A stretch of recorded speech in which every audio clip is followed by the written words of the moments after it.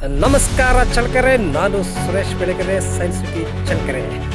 ಆತ್ಮೀಯ ವೀಕ್ಷಕರೇ, ನಾನಿವತ್ತು ಏನು ಹೇಳಕ್ಕೆ ಹೊರಟಿದ್ದೇನೆ ಅಂದರೆ ಪೊಲೀಸ್ ಇಲಾಖೆ ನಡೆಸುತ್ತಿರುವಂತಹ ರಸ್ತೆ ಸುರಕ್ಷತೆ ಕುರಿತಂತೆ ಜಾಗೃತಿ ಮೂಡಿಸುವ ಭಿತ್ತಿಚಿತ್ರಗಳ ಬಗ್ಗೆ ಹೇಳಲು ಹೊರಟಿದ್ದೇನೆ.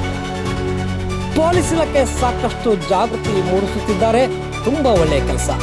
ಆದರೆ ಜನ ಯಾಕೆ ಇನ್ನು ಕೇಳ್ತಾ ಇಲ್ಲ? ಫೈನ್ ಭಯನ, ಬಡತನದ ಅನಿವಾರ್ಯನ? ಜಾಗೃತಿ ಏನೋ ಇದೆ, ಆದರೆ ಪಾಲನೆ ಎಲ್ಲಿ? ಚಳ್ಳಕೆರೆ ಪೊಲೀಸ್ ಅವರ ಈ ಪ್ರಯತ್ನಕ್ಕೆ ಸಪೋರ್ಟ್ ಮಾಡಿ, ವಿಡಿಯೋ ಶೇರ್ ಮಾಡಿ, ಸಬ್ಸ್ಕ್ರೈಬ್ ಮಾಡಿ, ನಮ್ಮೂರ ಸುದ್ದಿ ನೋಡಿ. ಚಳ್ಳಕೆರೆಯ ಪೊಲೀಸ್ ಇಲಾಖೆಯ ಈ ಜಾಗೃತಿ ಕಾರ್ಯಕ್ರಮಕ್ಕೆ ನಮ್ಮ ಬೆಂಬಲ ಸದಾ ಇರುತ್ತೆ. ಕಾನೂನು ಪಾಲಿಸಿ, ಸುರಕ್ಷಿತವಾಗಿರಿ. ಆತ್ಮೀಯ ವೀಕ್ಷಕರೇ, ಪೊಲೀಸ್ ಇಲಾಖೆ ಸಾರ್ವಜನಿಕ ಸುರಕ್ಷತೆಗಾಗಿ ಹಲವು ಮಾರ್ಗಗಳನ್ನು ಮಾಡುತ್ತಿದೆ.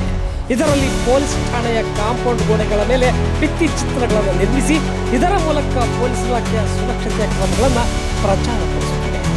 ಚಳ್ಳಕೆರೆ ನಗರದ ಎಪಿಎಂಸಿ ಸಮೀಪವಿರುವ ವೃತ್ತ ನಿರೀಕ್ಷಕರ ಕಚೇರಿ ಗೋಡೆಗಳ ಮೇಲೆ ಜಾಗೃತಿ ಮೂಡಿಸುವ ಭಿತ್ತಿ ಚಿತ್ರಗಳನ್ನು ಬಿಡಿಸುವ ನವೀನ ಕಾರ್ಯಕ್ರಮಗಳನ್ನು ಹಮ್ಮಿಕೊಂಡಿದ್ದು, ಸಾರ್ವಜನಿಕರಲ್ಲಿ ಪೊಲೀಸ್ ಇಲಾಖೆಯ ಬಗ್ಗೆ ಇರುವ ಭಯವನ್ನು ಹೋಗಲಾಡಿಸಿ ಜನಸ್ನೇಹಿ ವಾತಾವರಣ ನಿರ್ಮಿಸುವುದು ಇದರ ಮುಖ್ಯ ಉದ್ದೇಶವಾಗಿದೆ.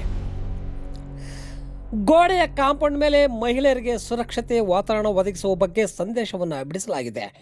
ಇಂಟರ್ನೆಟ್ ಮೂಲಕ ನಡೆಯುವ ವಂಚನೆಗಳ ಬಗ್ಗೆ ಜಾಗೃತಿ ಮೂಡಿಸುವ ಚಿತ್ರ, ಮಾದಕ ಸೇವನೆಯ ದುಷ್ಪರಿಣಾಮಗಳ ಬಗ್ಗೆ ಯುವಜನತೆಗೆ ಎಚ್ಚರಿಕೆ ನೀಡಲಾಗಿದೆ.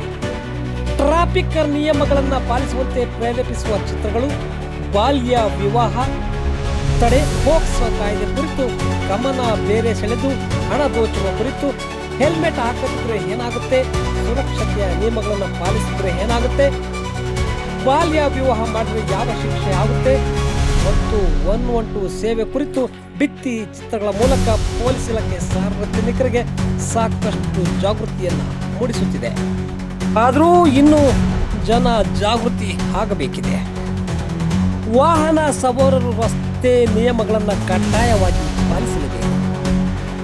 ವಾಹನ ಚಾಲನೆ ಮಾಡುವಾಗ ಮೊಬೈಲ್ನಲ್ಲಿ ಮಾತನಾಡಬಾರದು ಎಂಬ ನಿಯಮವಿದೆ. ಹಾಗೂ ದ್ವಿಚಕ್ರ ವಾಹನ ಸವಾರರು ಕಡ್ಡಾಯವಾಗಿ ಹೆಲ್ಮೆಟ್ ಬಳಕೆ ಮಾಡಲೇಬೇಕು ಎನ್ನುವ ಕಡ್ಡಾಯ ನಿಯಮವಿದೆ. ಪೊಲೀಸ್ ಇಲಾಖೆ ಈ ಕುರಿತಂತೆ ಸಾಕಷ್ಟು ಪ್ರಚಾರ ಮಾಡುತ್ತಿದೆ ಹಾಗೂ ವಾಹನ ಸವಾರರ ತಡೆದು ಫೈನ್ ಸಹ ಹಾಕುತ್ತಿದೆ. ಆದರೂ ಇನ್ನೂ ವಾಹನ ಸವಾರರಿಗೆ ಎಚ್ಚರಗೊಳ್ಳುತ್ತಿಲ್ಲ. ಪ್ರತಿಯೊಬ್ಬರೂ ರಸ್ತೆ ಸುರಕ್ಷತೆ ನಿಯಮಗಳನ್ನು ಪಾಲಿಸಿ ತಮ್ಮ ಜೀವನವನ್ನು ಉಳಿಸಿಕೊಳ್ಳುವ ಎನ್ನುವುದೇ ನಮ್ಮ ಉದ್ದೇಶವಾಗಿದೆ.